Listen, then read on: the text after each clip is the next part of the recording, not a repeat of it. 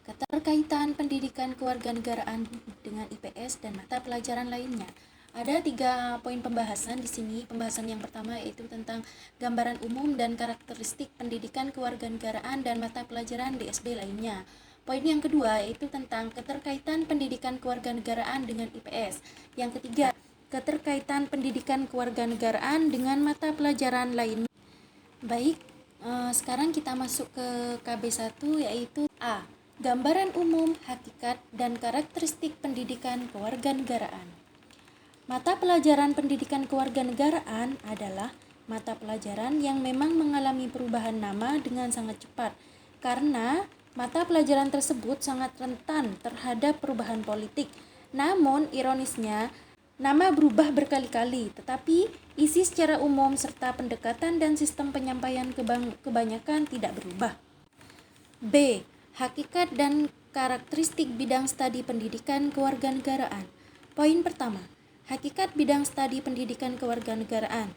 Mata pelajaran yang memfokuskan pada pembentukan diri yang beragam dari segi agama, sosiokultural, bahasa, usia, dan suku bangsa untuk menjadi warga negara Indonesia yang cerdas. Karakteristik bidang studi pendidikan kewarganegaraan. Civic intelligence, civic responsibility, dan juga civic participation. Bidang studi pendidikan kewarganegaraan dalam kurikulum S1 PGSD. Yang pertama, pendidikan kewarganegaraan sebagai mata pelajaran SD memiliki fungsi dan tujuan. Yang pertama yaitu untuk pendidikan nilai dan moral Pancasila serta Undang-Undang Dasar 1945. Poin yang kedua yaitu pendidikan politik. Pendidikan politik di sini kewarganegaraan diharapkan dapat membantu siswa untuk memperoleh pengetahuan, sikap, dan juga keterampilan. Yang ketiga yaitu tentang pendidikan kewarganegaraan. Dalam hal ini diharapkan agar mereka tahu tentang hak-hak dan kewajibannya. Yang keempat yaitu sebagai pendidikan hukum dan kemasyarakatan. Kita lanjut pada KB2. Poin A yaitu keterkaitan antara pendidikan kewarganegaraan dan IPS serta bagaimana keterkaitan itu terjadi. Secara historis, pendidikan kewarganegaraan memiliki keterkaitan yang kuat dengan IPS. Konsep pembelajaran terpadu. Poin B. Konsep pembelajaran terpadu di sini memiliki ciri-ciri. Yang pertama, berpusat pada anak. Yang kedua, memberi pengalaman langsung kepada anak. Yang ketiga, pemisahan antara bidang studi tidak begitu jelas. Yang keempat, menyajikan konsep dari berbagai bidang studi dalam suatu proses pembelajaran. Yang kelima, bersifat luas. Yang keenam, hasil pembelajaran dapat dikembangkan sesuai dengan kebutuhan anak. Poin C, pendidikan kewarganegaraan pembelajaran terpadu. Dilihat dari hakikat dan sifatnya, program pendidikan memang memiliki sifat-sifat keterpaduan. Pendidikan kewarganegaraan yang muatan utamanya adalah nilai-nilai moral Pancasila. Menurut kurikulum sekolah dasar yaitu ilmu bumi, sejarah, dan juga civic. Kita masuk pada KB ketiga, hubungan bidang studi pendidikan kewarganegaraan dengan mata pelajaran lainnya. Dalam hal ini kita menggunakan 3 model pembelajaran, yaitu yang pertama model pembelajaran Webert, yang kedua model integrated, yang ketiga model connected. Tapi yang sering kita gunakan yaitu model Webert. Ya, sudah ada gambarnya ya di sini. Ini adalah model Webert. Ya, baik, kita akan lanjut ke modul 4. Di mana dalam modul 4 ini tentang konsep serta prinsip kepribadian nasional, semangat kebangsaan, cinta tanah air, dan bela negara. Di modul 4 ini kita akan membahas 3 pembahasan. Yang pertama tentang konsep dan prinsip kepribadian nasional, yang kedua tentang konsep dan prinsip semangat kebangsaan, yang ketiga tentang konsep dan prinsip cinta tanah air. KB1. Poin A. Keanekaragaman bangsa Indonesia sebagai kepribadian nasional. Indonesia di sini merupakan bangsa yang majemuk, di mana bisa dilihat dari 2 sudut yang berbeda. Yang pertama dari sudut horizontal dan juga vertikal. Secara horizontal, yakni adanya perbedaan tetapi tidak menunjukkan tingkatan seperti halnya yang pertama ada perbedaan fisik atau ras, yang kedua perbedaan suku bangsa, yang ketiga perbedaan agama, yang keempat perbedaan jenis kelamin.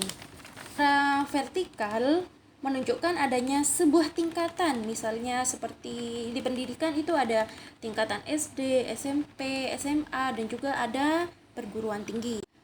Latar belakang kemajemukan bangsa Indonesia. Yang pertama itu ada secara historis, di mana nenek moyang bangsa Indonesia berasal dari Yunani, Cina Selatan.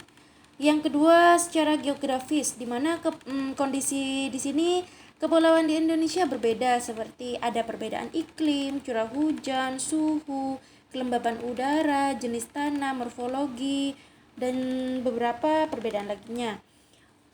Yang ketiga itu secara sosiologis dan kultural. Di sini teknologi manusia yang berkembang selama berabad-abad bisa menghasilkan peradaban yang berbeda-beda.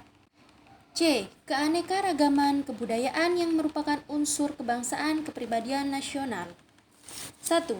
Kebudayaan daerah sebagai unsur kebudayaan nasional.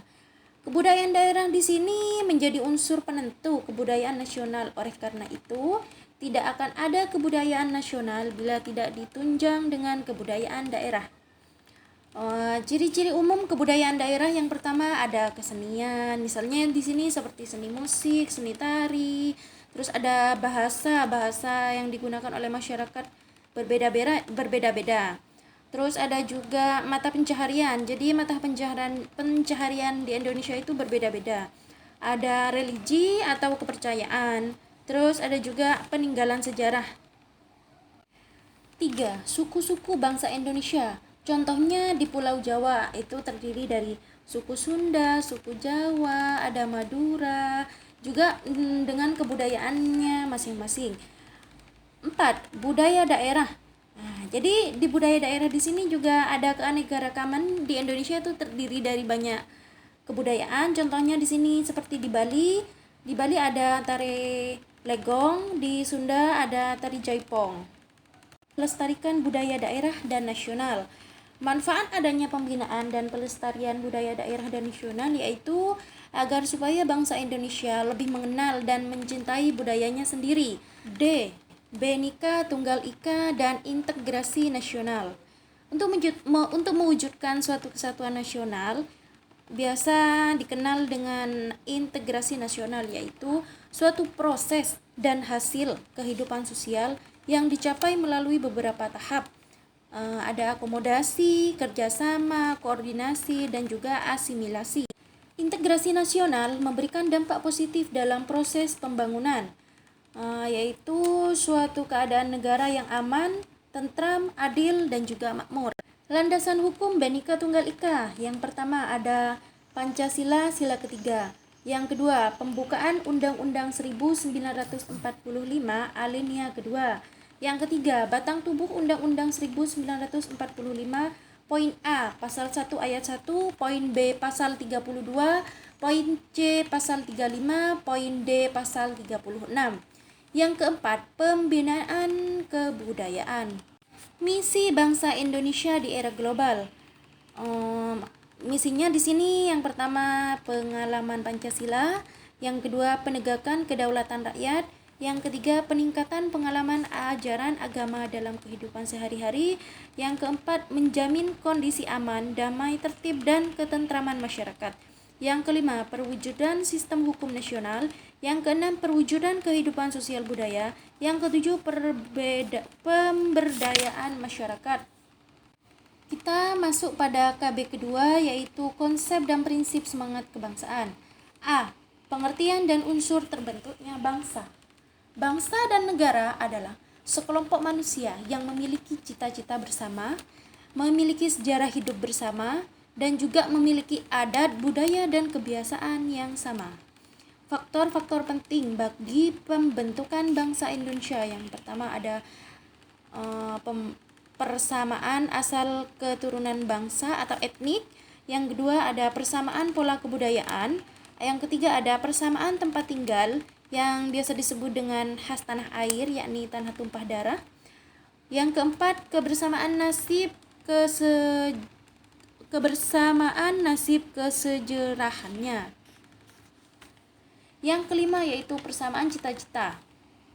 B. Menunjukkan semangat kebangsaan atau nasionalisme dan patriotisme. 1. Bangsa Indonesia berpandangan A. Monodualistik, yaitu suatu paham yang menganggap bahwa hakikat sesuatu merupakan dua unsur yang terikat menjadi suatu kebulatan. Yang kedua, monopluralisme, yaitu mengaku bahwa Indonesia terdiri dari berbagai unsur yang beraneka ragam. Walaupun demikian, keseluruhan unsur yang berbeda itu tetap merupakan satu kesatuan yang utuh. Yang ketiga, integralistik atau kebersamaan dan kekeluargaan. 2. Bhinneka Tunggal Ika.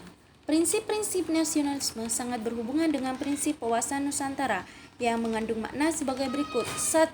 Indonesia merupakan satu kesatuan politik. 2. Indonesia merupakan satu kesatuan sosial budaya. Indonesia merupakan satu kesatuan ekonomi, dan Indonesia merupakan satu kesatuan pertahanan keamanan. C. Paham yang bertentangan dengan nasionalisme. Yang pertama ada suknisme, yaitu paham kecintaan yang berlebihan terhadap suku bangsa serta berusaha memisahkan diri dari kehidupan suku-suku lainnya. Ekstremisme, yaitu tindakan suatu golongan atau kelompok yang berusaha menggulingkan pemerintah yang sah melalui cara-cara yang tidak konstitusional.